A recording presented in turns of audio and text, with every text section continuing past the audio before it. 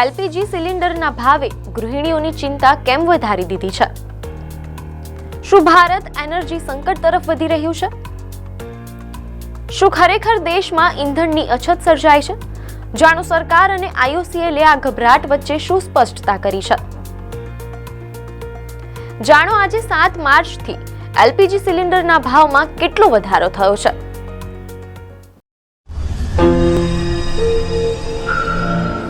નમસ્કાર દર્શક મિત્રો, ધ લોકસત્તા શોમાં આપનું સ્વાગત છે.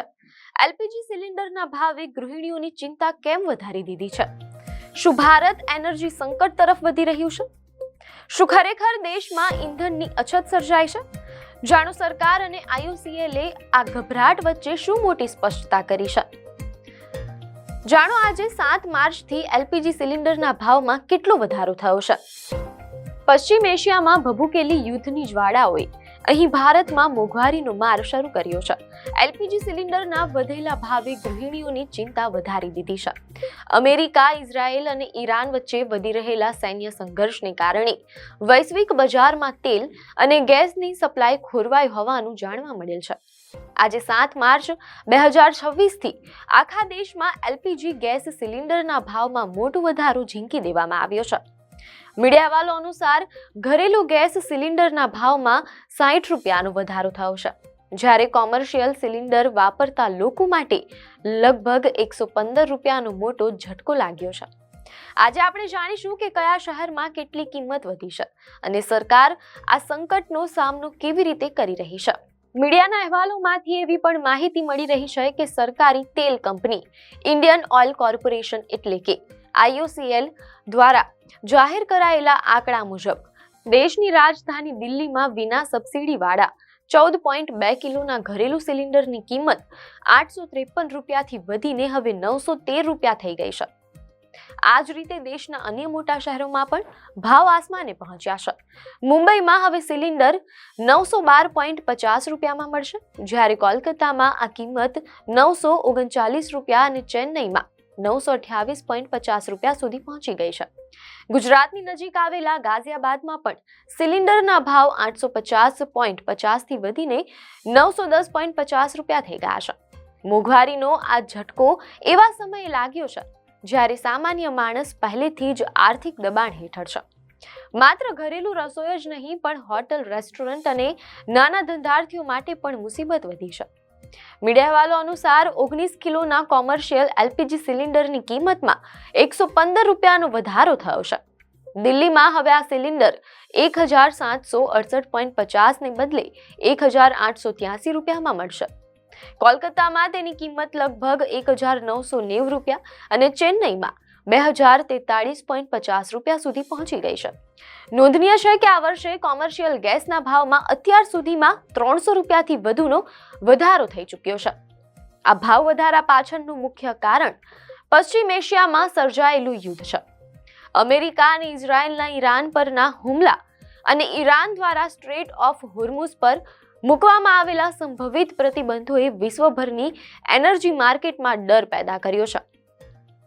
ભારત પોતાની જરૂરિયાતનો મોટો હિસ્સો આ જ માર્ગે આયાત કરે છે. વૈશ્વિક સ્તરે કાચા તેલ અને કુદરતી ગેસની કિંમતો વધતા ભારતીય તેલ કંપનીઓ પર દબાણ વધ્યું છે.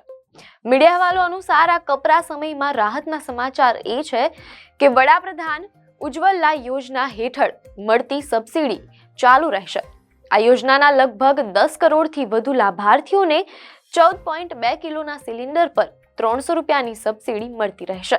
આ સબસિડી વર્ષમાં 12 રિફિલ સુધી મર્યાદિત છે. સરકારનો પ્રયાસ છે કે મોંઘવારીની સૌથી વધુ અસર જેમના પર થાય છે તેવા ઓછી આવક ધરાવતા પરિવારોને આર્થિક રક્ષણ મળી રહે. જો કે મધ્યમ વર્ગ માટે 60 રૂપિયાનો વધારો માસિક બજેટ ખોરવી નાખનારો સાબિત થઈ શકે છે.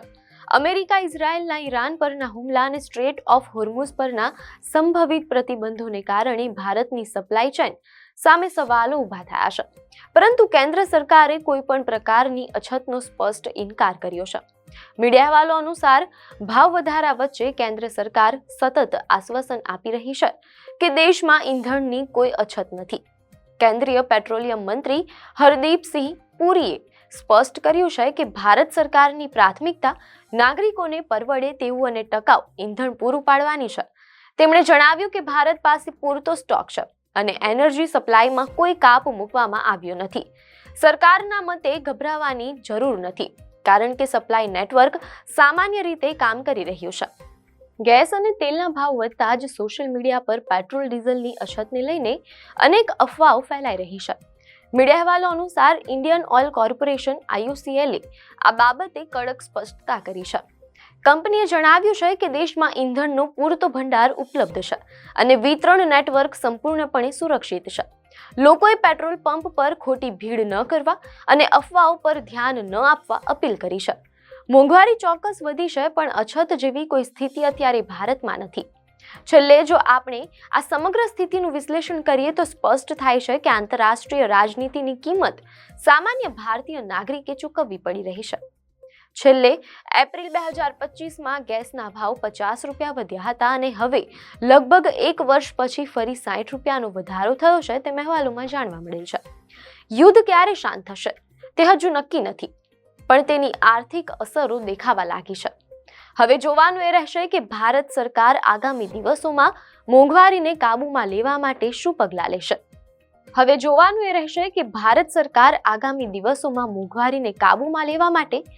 પગલાં લેશે. આપને માહિતી સારી લાગી હોય તો વિડીયોને લાઈક અને શેર કરજો, ચેનલને સબસ્ક્રાઇબ કરજો.